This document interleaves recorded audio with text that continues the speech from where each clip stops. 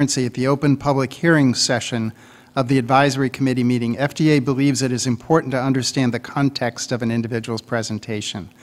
For that reason, FDA encourages you, the open public hearing speaker, at the beginning of your written or oral statement to advise the committee of any financial relationship that you may have with the sponsor, its product, or, if known, its direct competitors. For example, this financial information may include the sponsor's payment of your travel, lodging, or other expenses in connection with your attendance at the meeting. Likewise, the FDA encourages you at the beginning of your statement to advise the committee if you do not have any such financial relationships. If you choose not to address this issue of financial relationships at the beginning of your statement, it will not preclude you from speaking. The FDA and this committee place great importance in the open public hearing process. The insights and comments provided can help the agency and this committee in their consideration of the issues before them. That said, in many instances and for many topics, there will be a variety of opinions. One of our goals today is for this open public hearing to be conducted in a fair and open way where every participant is listened to carefully and treated with dignity, courtesy, and respect. Therefore, please speak only when recognized by the chairperson. In addition, please note, and this is very important, that we have a large number of open public hearing speakers scheduled today, and we also have a lot of discussion that we would like to have enough time for this afternoon. So it's important that we adhere strictly to the 3-minute time frame allotted for each speaker. Thank you for your cooperation. At this point, will speaker number 1 step up to the podium and introduce yourself. Please state your name and any organization you're representing for the record, and any financial disclosures you wish to make. My name is Sabol Chfinta, and I would like to disclose that I do not have any financial interest in Mannkind, and I was not paid for my travel expenses or to appear here. I've been a type 1 diabetic for a little over 12 years. I'm not an expert in diabetes, but I'm someone who has had a life-changing experience by participating in an Afrezza trial. My first exposure to diabetes was when a childhood friend's mother died of hypoglycemia when I was very young. I almost came to the same fate several times, despite my best efforts to control my blood sugar. These encounters prompted me to seek a new treatment, and that led me to Mannkind. In the summer of 2012, I was assigned to Afrezza in a phase 3 trial. At first, I had a hard time believing that it would work as described, but I could not believe my eyes when the insulin kicked in a matter of minutes and seemed to be out of my system in less than an hour. During the next 6 months, I no longer worried, as I knew I could correct any blood sugar level in a matter of minutes and not have to fear any serious lows. The results were remarkable, as my HbA1c dipped from 8.5% to 7.1%, and then into the 6s until my doctor adjusted my dose for possible fear of lows. But in fact, I did not have one severe low in 6 months, and I only had 2 moderate lows that were between 60 and 69. But I have to add that the A1C is not really a good indicator on how well Afrezza works. The extreme highs and lows that I experience on my current treatment are doing irreparable long-term damage to my body, and the lows are putting me in danger of dying, especially in my sleep. In contrast, I could take Afrezza as late as 11 p.m., and by midnight I knew I was safe without any worry. It was very easy for me to figure out my dosage because I lived in real time for the first time in 12 years, as Afrezza mimicked how my pancreas used to work. I controlled my blood sugar better than ever. In fact, for 10 days, my blood sugar stayed between 75 to 125 milligrams per deciliter, and that was when my dose was changed. This is impossible on my current therapy today. Unlike the challenges posed by injectable insulin, compliance was easy. I could carry Afrezza anywhere and take it discreetly, even at a restaurant table. And I can honestly tell each one of you that one of the hardest points of my life was when I had to come off of Afrezza, when my trial ended. I'm someone who returned to a near normal life on my trials, and I ask you for myself and other diabetics to give us a chance to live healthier, happier lives with Afrezza without restrictions. And I have a few more seconds I would like to add. I have 2 letters from family members who witnessed my lows before and after my trials, and the non-existent lows during my trials, And one of the letters is from my 16-year-old son, who was 14 at that time, and I would encourage each panel member to read those. Thank you. Will speaker number 2 step up to the podium? Please state your name and any organization you're representing for the record. I'm Robert Ratner, Chief Scientific and Medical Officer for the American Diabetes Association, which represents over 15,000 professional members and 26 million Americans with diabetes. I have no conflicts. Although the American Diabetes Association does not testify in support of individual products, we strongly support the need for further research and improved therapies for the treatment of diabetes as an unmet need. All people with type 1 diabetes and a growing percentage of individuals with type 2 diabetes require insulin therapy to manage their condition. In the case of type 1 diabetes, this therapy is life-saving, but it requires 4 or more daily injections of both short and long-acting insulin preparations. Currently, only subcutaneous injection or infusion of insulin is available. Although we've come a long way from the days of impure animal-sourced insulins, the available preparations of human insulin and insulin analogs lack the ideal kinetics to carefully control plasma glucose levels. Short-acting human insulin has a long lag phase before one sees its glucose-lowering effect, which demands that patients anticipate a meal by 30 minutes for their pre-meal injection or suffer excess postprandial glucose rise. When following this regimen, however, a greater delay in getting to the meal frequently results in hypoglycemia. Even the rapid-acting analogs have an unacceptable delay in onset, and both analogs and human insulin have a prolonged tail effect, increasing the risk of hypoglycemia prior to the next meal. It's easy to take supplemental dosing, but once insulin is on board, you can't remove it. It's going to keep on working. As data have accumulated demonstrating the remarkable benefits of glycemic control on microvascular diabetic complications, efforts to tightly control glucose have actually led to more hospitalizations for hypoglycemia than were seen for hyperglycemic indication. Severe hypoglycemia is a critically important hard endpoint in diabetes management, as it leads to hospitalization, automobile accidents, coma, and potentially death.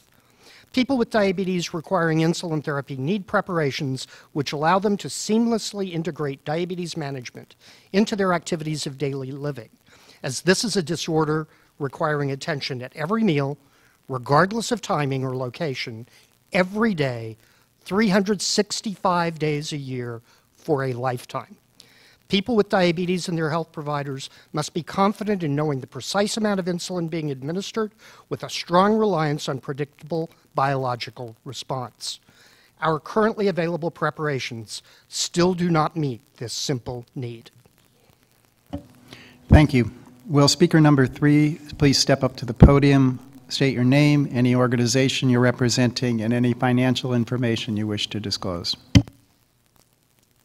Hello, my name is Anna Ortiz.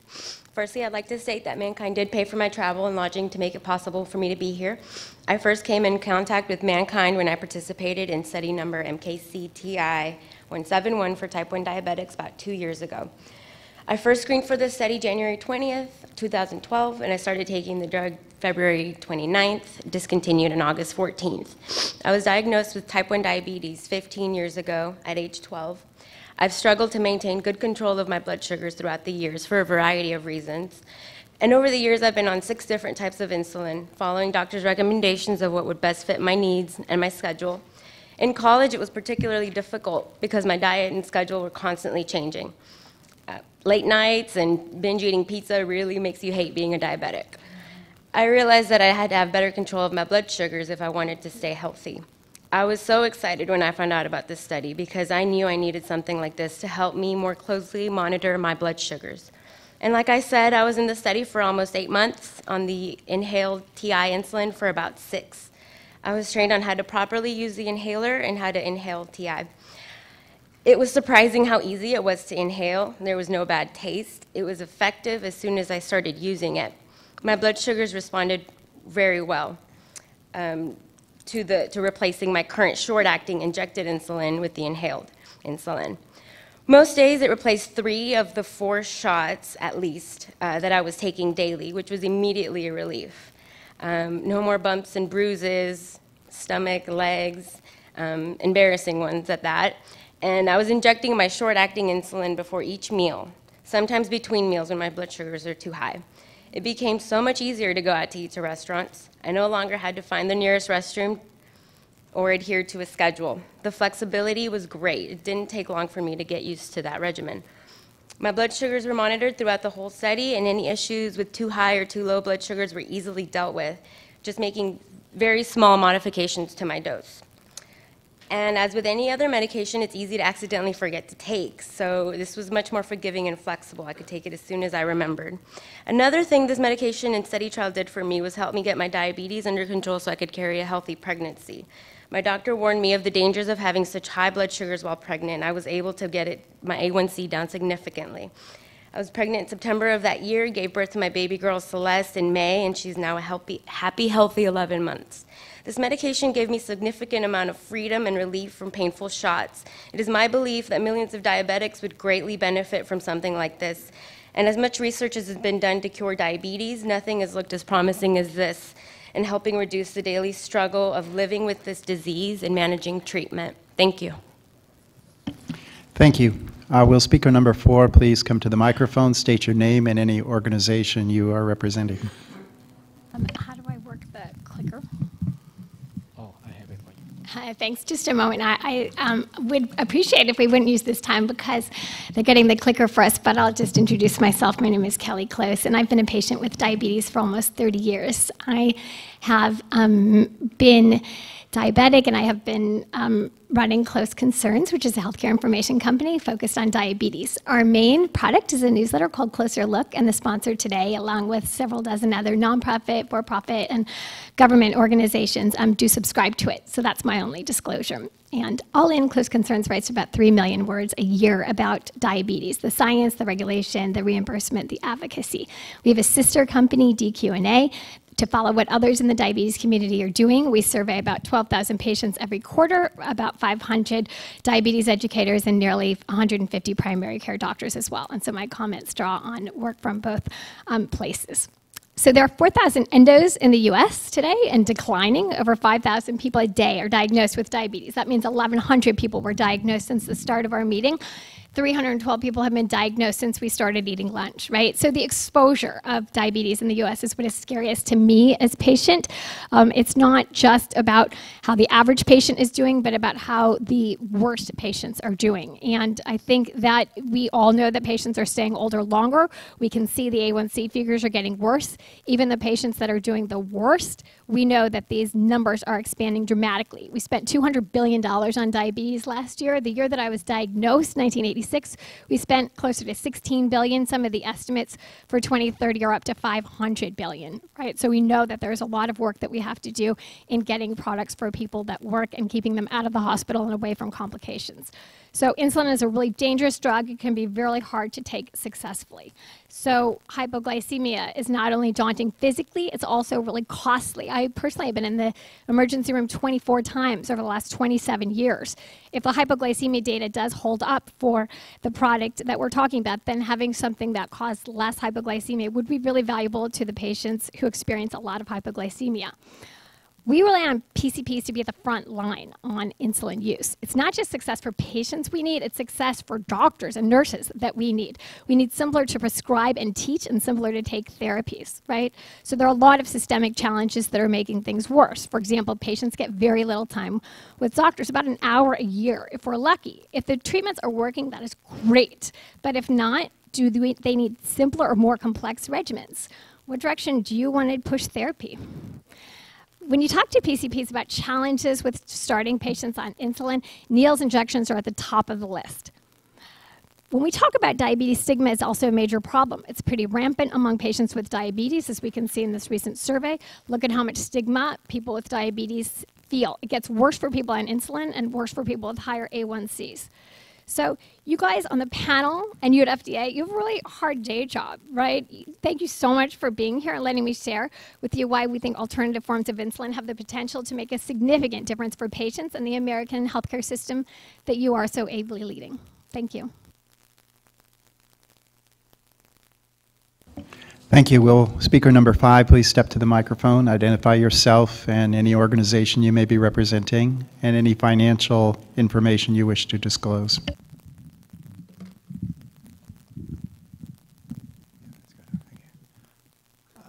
Good afternoon. I'm David Klonoff, MD. I'm an endocrinologist and the medical director of the Diabetes Research Institute of Mills Peninsula Health Services in San Mateo, California. Disclosures: my travel and hotel have been paid for by Mannkind.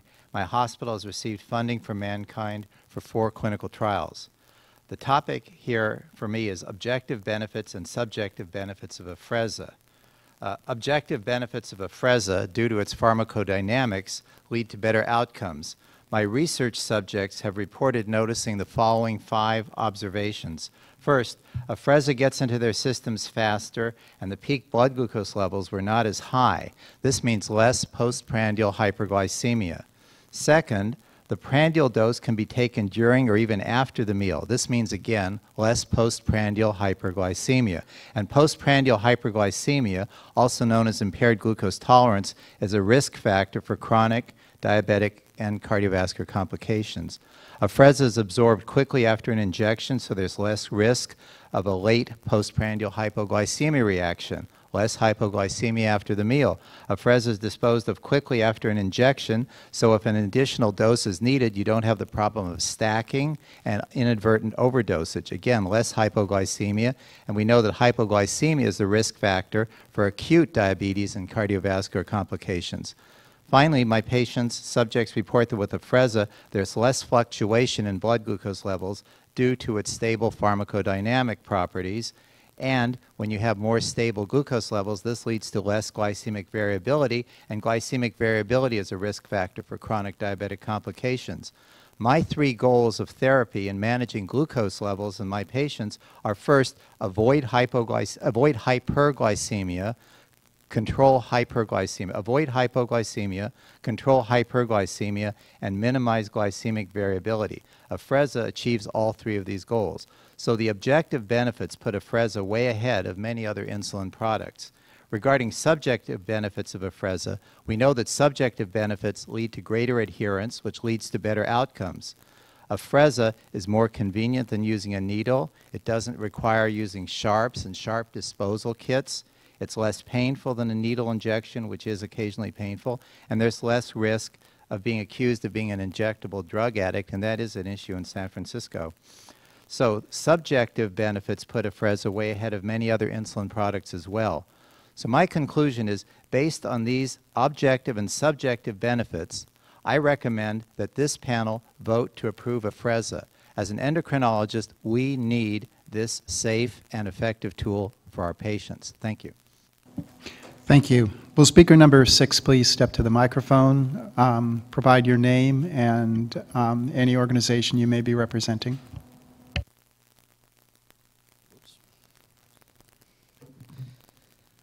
Good afternoon. My name is Bennett Dunlap. I have no relationship with the sponsor, financial or otherwise. I'm the father of 2 type 1 children with type 1 diabetes, and I work to be successful in managing my type 2. As an advocate, I created the Strip Safely campaign for accuracy in diabetes testing tools and other programs. I was recently a PCORI infrastructure reviewer.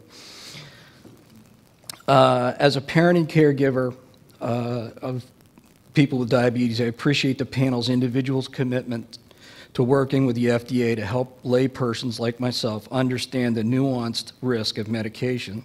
When considering those nuanced risks, I urge you to remember that there is significant risk in the diabetes status quo. Insulin is a very dangerous drug. It is not a cure. It's a treatment self-administered by millions of lay people in the wild. Just a few weeks ago, JAMA published estimates of the emergency room visits and hospitalizations caused by hypos. The estimate is over 97,000 Americans go to the ER every year because of hypos, and 29% are admitted. The American Journal of Managed Care, a publication that's going to be super geeky about costs, estimated the cost of those visits, and quick cocktail napkin arithmetic puts the price just in paying for those visits at $645 million for insulin overdose. Seniors are over 80 or twice as likely to be in the ER and 5 times more likely to be admitted. The JAMA article estimated the reasons for those hypos, and they're twofold. One, people are not eating the food that they estimated, and 2, they're taking the wrong insulin. So when we talk about hypos, we need to understand what's putting people in the ER. Insulin options such as the one discussed today can help individuals and their care teams create personalized treatment plans. As you look at the risk today, please don't overlook the real world reasons for ER trips. Let's put that into a March Madness perspective. NIH estimates that stimulants, including methamphetamine, are involved in 93,000 ER visits annually. Insulin's responsible for 97. I don't know who picked Duke to lose in the first round, but that's not the only madness this year. That insulin beats Breaking Bad is a real-world signal that innovative insulins are desperately needed. This is a list of my citations. I appreciate your time. Thanks. Thank you. Will speaker number 7 please come to the microphone, identify yourself and any organization you may be representing, and any financial relationships you wish to disclose. Good afternoon. My name is Sandra Connolly. I am a primary care physician and acted as principal investigator for phase 1 trials held at our Neptune, New Jersey clinic. The sponsor has covered my hotel expenses only. I have no other financial relationship with Mannkind.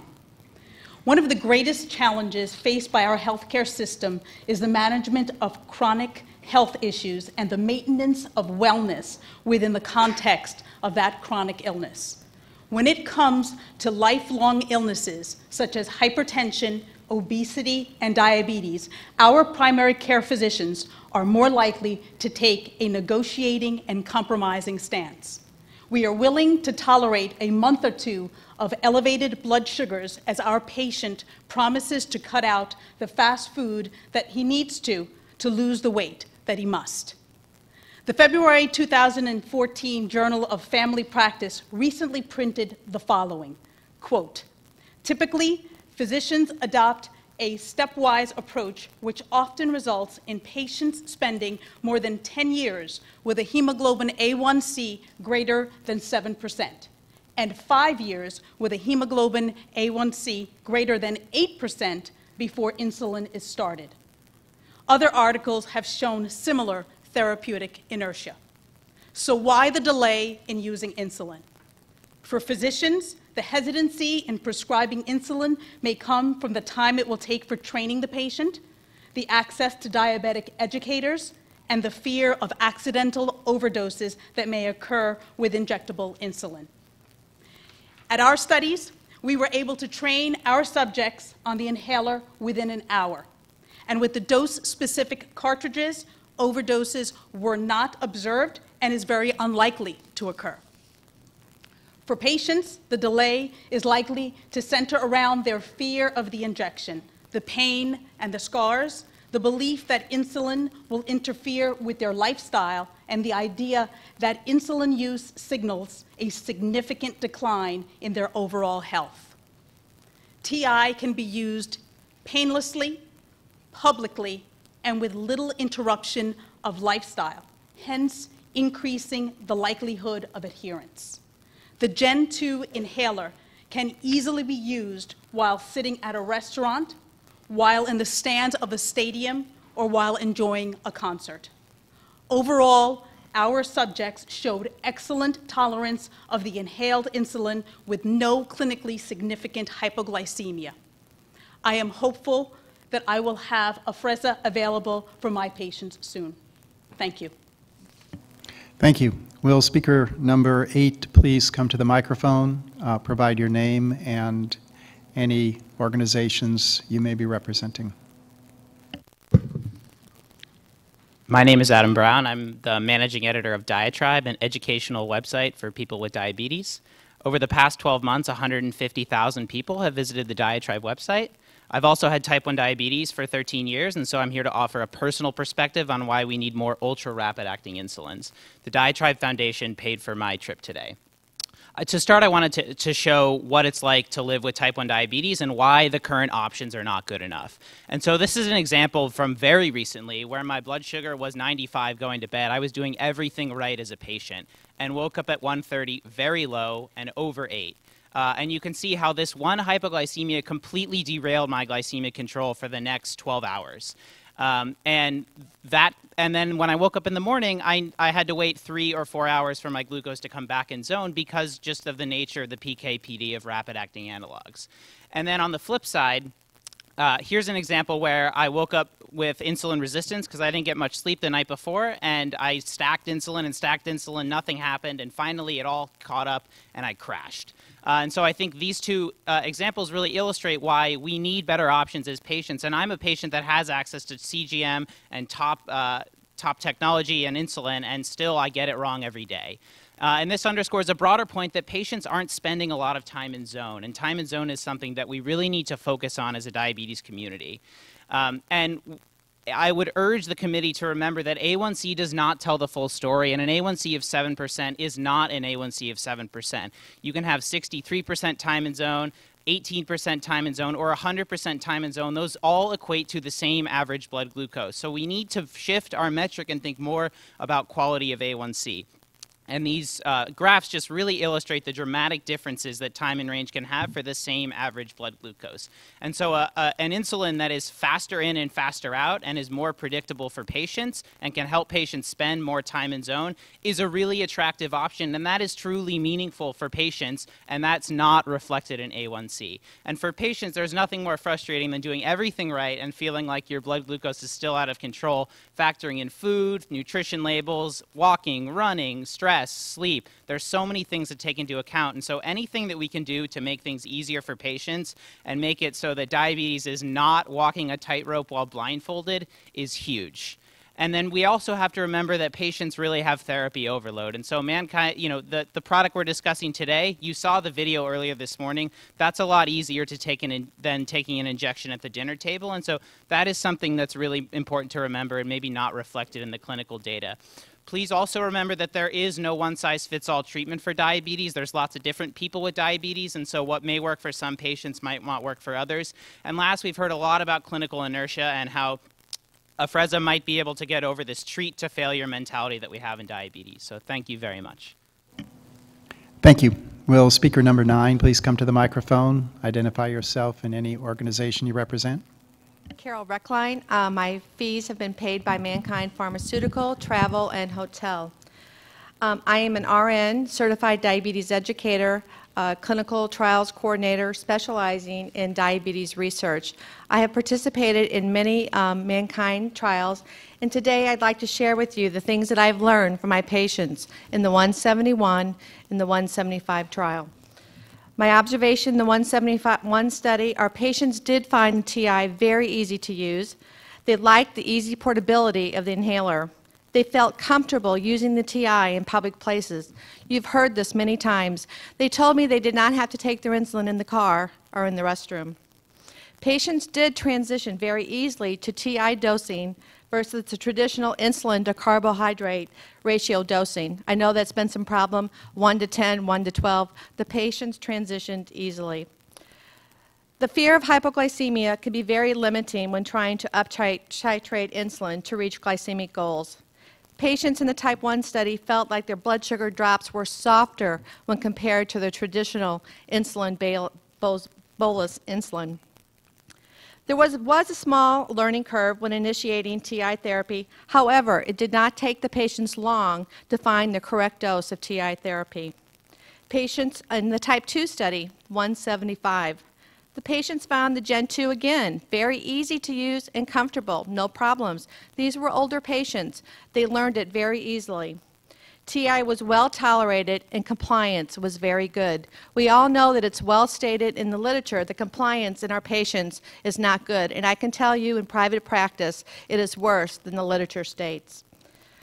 Our patients entering the study were very fearful of having to go on the needle and having low blood sugars. Surprisingly, there was very little hypoglycemia in the type 2 study. In fact, I don't recall a hypoglycemic episode at our site. Many of the patients that were in our study, when they finished, they did go on to start injectable insulin. I heard from many of them, and they said because of their experience with the TI, they transitioned to the insulin after the study. TI therapy will be very easy to initiate in the primary care sector. That is very important because time is of the essence in the doctor's office. My hope is that TI will be started earlier versus later in the treatment paradigm for patients with type 2 diabetes. In conclusion, TI insulin will be a nice addition to the medication toolbox for a patient with diabetes. And one last thing. None of us have talked to each other, and as you can see, there's a common thread among all of our stories. Thank you. Thank you. Will speaker number 10 please come to the microphone, identify yourself and any organization you may be representing.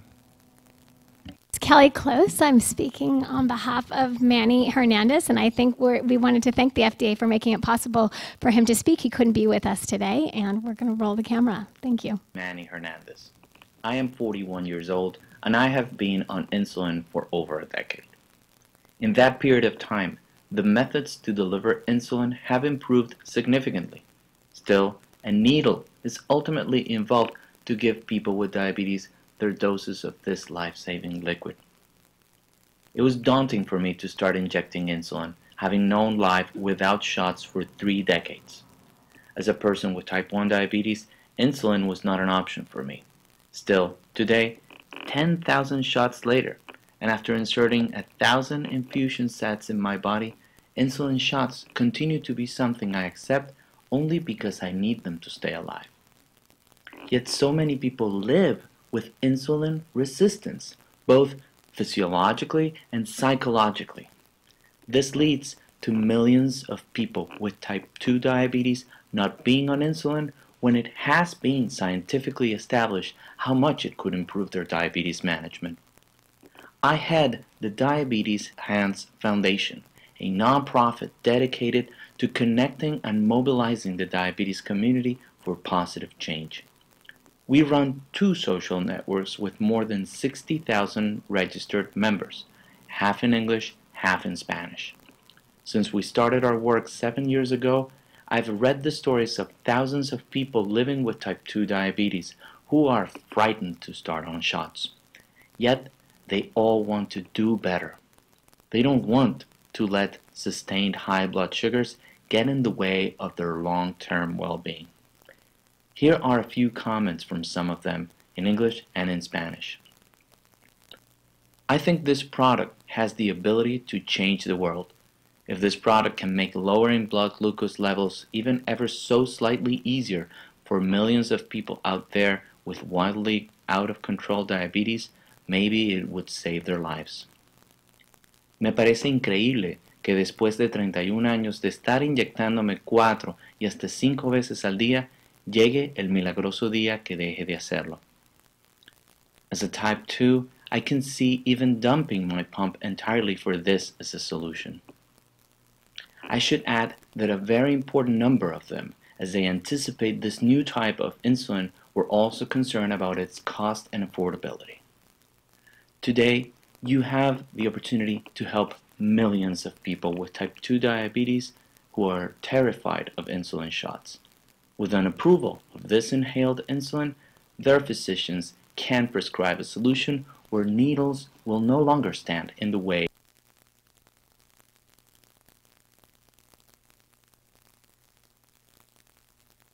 I'm sorry we missed the last few moments, but I think we got the message pretty clearly.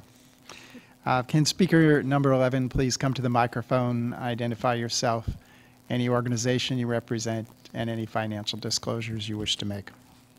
Mannkind did not pay for my trip, but I would like to include someday I would like to work for Mannkind in the sales force. My name is Eric Fanar. I'm a type 1 diabetic for 20 years now. I'm currently on the Dexcom, CGM, and the Medtronic pump. Thank you, Ailman, for the Medtronic pump. I'm also on the Juvenile Diabetes Research Foundation board. My last A1C was a 6.4, and that was my lowest ever. And it's only because of the technology out there now that has helped me get to that achievement. Diabetes is tough, as any type 1, type 2, and type 1.5 diabetic can tell you. By the way, a type 1.5 diabetic is a family member of someone who has diabetes. This diabetic population is much larger than the numbers indicate. I'm also, like I said, on the JDRF board, and our goal is to find a cure. But like we always say, before we can find a cure, we need improvements to help treat our diabetes. Just like how Adam had showed earlier from Diatribe, I brought a picture of my CGM, and this is after a meal, okay? A typical meal, I had pasta, some red sauce, and some meatballs, and I typically don't bolus in my insulin prior to eating, because I'm afraid of I might over bolus or under bolus. So I typically do it towards the end of the meal. And as this is happening, my blood sugar rises. Now, like we talked about earlier, we want to stay within range. But it's tough because once the meal is over, I then plug in my insulin into my Medtronic pump. It takes too long. We need a better, faster solution. In conclusion, from the movie Rudy, having dreams is what makes life tolerable, especially for diabetics. My dream, of course, is a cure. But before we can fight this autoimmune disease, we need different improvements, better standard of care. And today in front of us, we have the opportunity to make this happen. I look very forward to working with my medical professionals and incorporating Afrezza along with my Dexcom CGM and my Medtronic pump to follow a daily routine to make this happen, to lower my blood sugars. Diabetes is tough, and everybody in this room knows that. But there are many advancements out there that can help make this disease that much easier. And that's what I'm asking for today. One last point that I would like to make is that throughout all this, from what I've seen here today, we talk a lot about low blood sugars. But one of my main concerns is when I wake up in the morning and my blood sugar is, say, 250 or whatever. You know, sometimes we make mistakes as diabetics. I plug in the insulin, and then I play the waiting game for the insulin to start working. I need a solution right here and right now. Thank you. Thank you. Will speaker number 12 please come to the microphone, state your name and any organization you are representing. Good afternoon. My name is Dr. Aaron Kowalski, and I'm a scientist at JDRF, and I have no financial conflicts. JDRF is a leading global organization focused on type 1 diabetes or T1D research and was formed by individuals connected to the disease to champion their needs.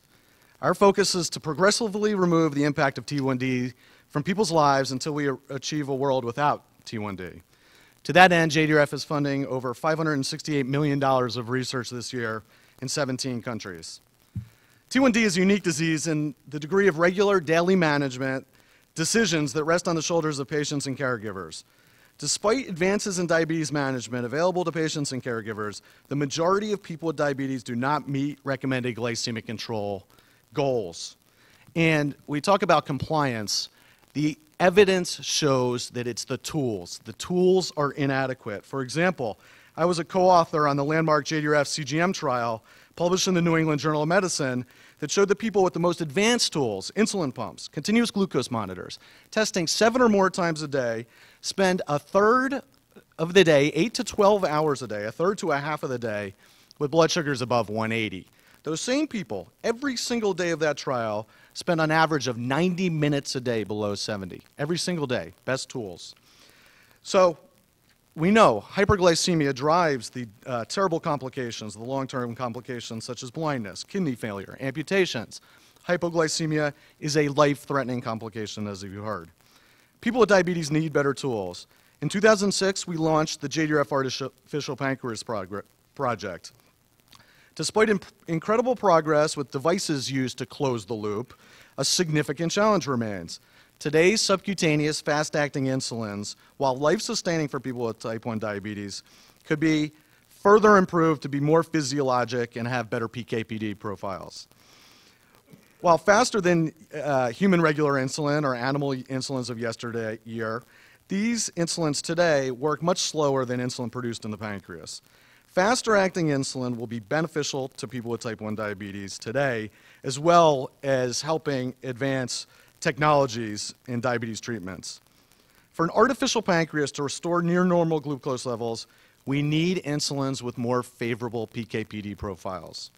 Simply stated, we need insulins that work faster and get out of your body faster. JDRF urges the FDA to appreciate that insulin is not a cure. We need better tools to help people with diabetes manage their disease, and we need insulins that more closely mimic non-diabetes physiology. Thank you. Thank you. Will speaker number 13 please come to the microphone, identify yourself and any organization you're representing. I'm Lois Jovanovic, and I represent all people with diabetes. I'm an endocrinologist, and I practice medicine in Santa Barbara, California. I've published 535 articles on the importance of glucose control. And I will tell you, I have no conflict to disclose. I paid to be here to present to you out of my pocket and out of the pockets of grateful patients. They let me go for 2 whole days so I could stand in front of you and plead for you to approve Technosphere insulin. I care for 4,000 diabetic pregnant women a year, and I can tell you it's the postprandial blood sugar that predicts outcome of the pregnancy. If the postprandial blood sugar is elevated, the baby will get fat. And if the baby gets fat, the baby will be sick. If the baby is sick, the baby has to go to a neonatal intensive care unit. It's the postprandial blood sugar that's important. And in fact, because my patients know that, they measure their blood sugar, they take their insulin, and they know they have to wait forever. And many times, they don't wait, and they end up injecting and eating right away, and then their postprandial blood sugar is terrible. Yes, it's easy to take care of pregnant diabetic women, but the truth is they teach all of their families. If their baby is born normal, their baby has a lower risk of type 2 diabetes. If indeed we can make a difference to the next generation, I plead with you to say yes to approve Technosphere insulin.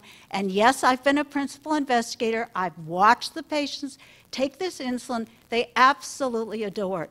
And then when you have to take it away from them, they cry and say, please, please, please, go to the FDA and tell them we need this insulin. Thank you very much.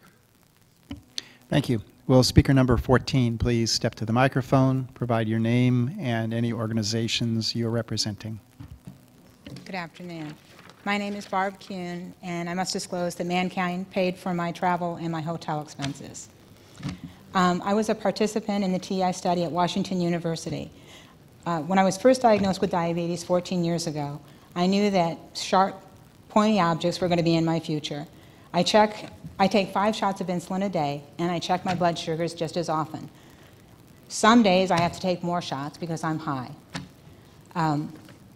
When I go to the doctor, they prick my finger and they take a couple vials of blood. I feel like a human pincushion on some days. But it's a small price to pay so that I do not lose my eyesight, I don't lose a toe, and then I can still have kidney function as I get older. So when they first asked me to participate in this study, I was very excited. Anything that would eliminate the needles and would still control my blood sugars was an awesome thing. Part of the benefit of also using this is that when you go into the public, it is easier to take. It's hard to take a shot when you're out at a restaurant. It's hard to take a shot when you're in a big family gathering. The other benefit is when you're a diabetic, you use the same spot over and over again. I have bruises on my stomach because that's where I go. And it was nice to get rid of that abuse to my stomach for when I was on the drug. The best part of the drug was when I went into the program, I was around an 8.2. Toward the end of the program, I was at a 6.1 A1C. Since being off the drug, I'm back up to a 7.9. The drug worked beautifully for me. It was very easy to take, and I had no adverse side effects. Thank you very much. Thank you. Will speaker number 15 now come to the microphone? Please state your name and any organizations you represent and any financial relationships you wish to disclose. Thank you. I am Dr. Ann Letty, and I have no relevant financial disclosures. I am speaking on behalf of the American Association of Clinical Endocrinologists and its 6,000 members in the United States and around the world. We are a professional community of physicians specializing in endocrinology, diabetes, and metabolism, and are committed to enhancing the ability of our members to provide the highest quality of patient care. Our clinical practice includes a large percentage of individuals with diabetes. We have extensive experience using anti-diabetic agents, especially insulin. We encourage the development of safe and effective pharmaceutical agents and welcome the introduction of those that minimize the risk of hypoglycemia as we strive to achieve optimal glucose control. We desire agents that are easy to administer and are not associated with weight gain. I will focus my remarks on the impact of hypoglycemia. The short-term neurological manifestations of hypoglycemia are serious and life-threatening, but are usually reversible with restoration of normal glucose levels. Long-term consequences are devastating. There is a link between hypoglycemia and increased likelihood of an acute cardiovascular event in patients with type 2 diabetes.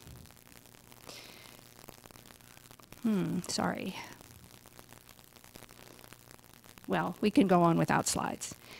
The limiting factor in the quest of normal blood sugar and avoidance of complications in type 1 diabetes was shown in the diabetes control and complication trial. There was an inverse relationship between hemoglobin A1C and the risk of hypoglycemic events. Other trials involving patients with advanced type 2 diabetes show increased incidence of hypoglycemic events with intensive therapy. Adverse drug events caused by insulin and oral anti-diabetic agents are a major cause of emergency hospital admissions.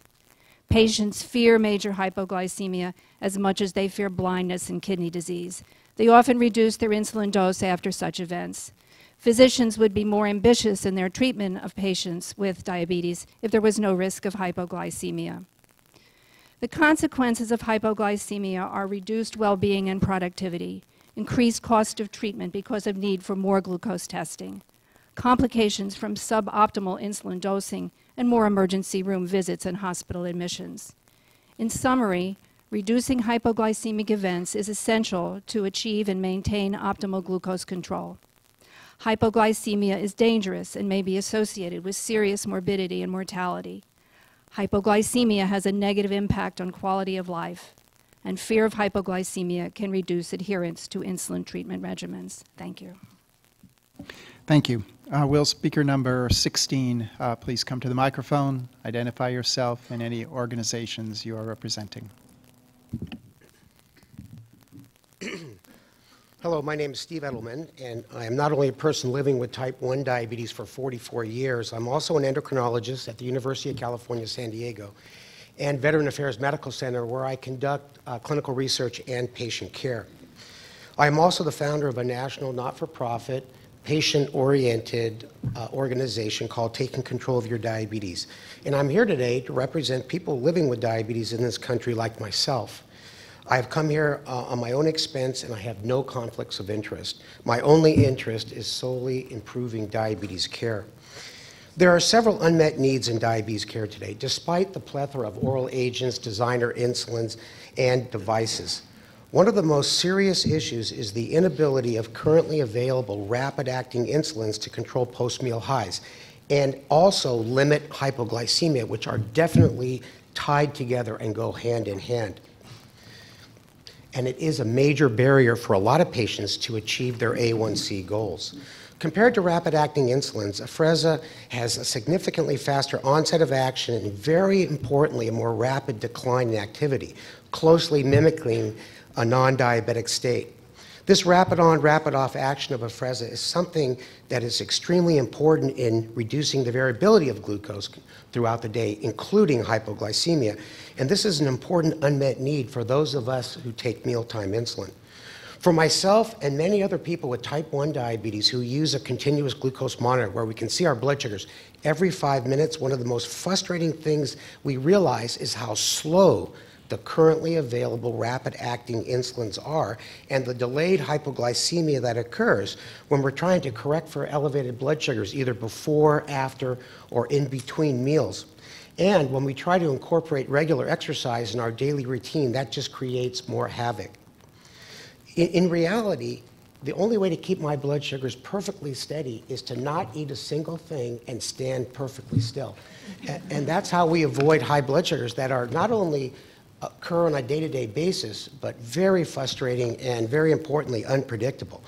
People with both type 1 and type 2 diabetes need a better prandial insulin, no matter what the route of administration. The fact that Afrezza is inhaled and easy to administer will only make living life with diabetes a little more easier, and it should help with adherence. This is such an important issue in diabetes care: effective, safe, and easy to administer therapies. On behalf of the people with diabetes willing to accept the risk-benefit ratio of Afrezza, I ask that this advisory panel and the FDA seriously consider its approval. Afrezza does fill an unmet need in diabetes care. Thank you. Thank you. Will speaker number 17 now come to the microphone. Please provide your name, any organization you're representing, and any financial disclosures you wish to make. My name is Dr. Mark Warren. I'm an endocrinologist in private practice in Greenville, North Carolina. Mannkind did pay for my travel expenses, and I've done several clinical trials with them. In fact, I've been a principal investigator in almost all the clinical trials since 2001, so I probably have as much experience as anyone with Afrezza. As a practicing endocrinologist, unmet needs I see every day are the ones that have already been mentioned: the postprandial hyperglycemia without causing the hypoglycemia. In fact, I believe that the lack of aspart titration that you saw in the clinical trials was probably because of the patient's unwillingness to increase their dose for fear of hypoglycemia, or perhaps my unwillingness to increase their dose because of hypoglycemia. My patients in the open-label trials enjoyed less hypoglycemia, they enjoyed better postprandial glucose control, and they enjoyed being able to take supplemental insulin for hyperglycemia without causing stacking and hypoglycemia. I had many patients in these trials. I had zero dropouts for lack of efficacy. I felt very comfortable titrating the dose aggressively with Afrezza without causing hypoglycemia, something I don't have with our current insulins. So I encourage you to approve and recommend approval for Afrezza to meet our unmet needs. As endocrinologists and PCPs, we really need this to help our patients. Thank you. Thank you, and on behalf of the panel, I would like to thank all of the open public hearing speakers for your contributions, which we very much appreciate hearing. The open public hearing portion of this meeting has now concluded, and we will no longer take comments from the audience. The committee will now turn its attention to address the task at hand, which is the careful consideration of the data before the committee, as well as the public comments. And I'd like to move as quickly as we can to specific discussion questions, but before we do that, I'd like to take a few minutes for specifically clarification issues in regard to what we've heard presented today. So I want to be as brief as possible from questioners and those who may answer. We have a couple things carried forward from this morning, and then we'll move to the discussion questions. So perhaps first I ask a question in regard to the higher prevalence of DKA and the possibility that that might be a subset of patients who are on very much higher doses of Afrezza, and the question of whether that might identify risk groups. So what I'm really asking for is clarification of the data in case I misunderstood the data. And we understand your question regarding DKA, and we'll ask Dr. Nickham in to address your question. Hi. So there were 13 cases of DKA, as you pointed out, and you mentioned about 200 units on average dose of those patients per day. But I just want to clarify, those 200 units is from the previous Medtone, which converts into 110 units of currently available Gen 2 inhaler. So can I bring up the slide, please? So I will show you those patients who were in less than 200 Medtone doses in those two studies with type 1 diabetes who developed, and I'll also show you in the slide the new study 171, which was conducted with Gen 2. As you can see in the slide, 009 study, which is on the left, a patient with a mean daily dose of less than 200, out of those, 6 patients developed DKA, and those were about 200 or more, 2 patients developed DKA. Similarly, for 030, you can see there were 3 patients and 2 patients above or below and above 200. The study 175, which is conducted with Gen 2 inhaler, and this is equivalent dose, 200 converts to 133 units. And out of 127 patients who were under that dose, nobody developed DKA, and those about 233 units, or equivalent to 200 units in the old study, 41 patients, nobody developed DKA. So what I'm trying to say here is it's not a lack of efficacy which turned patient into diabetic ketoacidosis. All these patients had some precipitating event where they missed their taking their regular insulin, including basal insulin. And in some patients, actually, they had hypoglycemia within 2 weeks before and 2 weeks after. So further suggesting it was not a lack of efficacy at the time, it was something else. If I may interrupt, though, those data don't resolve the concern for me, because when I performed a calculation on the 9 subjects who did not have a seemingly very evident explanation for their DKA in terms of not using the insulin correctly, for example, the mean that I calculated was 200. So looking above and below a threshold of 200 is not going to parse those patients against the mean for the total population that you've reported, which is closer to 100. When I look at the data that are on the slide, I see no DKA under circumstances where it appears, I think, because you've used a lower cutoff, that probably the insulin doses overall are lower. So I find myself wondering whether we have a different set of patients in the 171 trial that has made it so we can't see that same phenomenon. And again, I'm not trying to make difficulty for you. I am concerned that there may, or perhaps I'm enthused, that there may be an opportunity to identify a subset of patients who should either have greater caution or perhaps are not good candidates for Afrezza. A subset, not all patients. And so presented this way, it doesn't really resolve that issue. And so what I'm really getting at is it true that the 9 subjects who I spoke of with DKA had a mean of 200 units of insulin per day, and that the mean of the total population was 100 or 110? So that perhaps would be the best we can do if that's where we are with the data.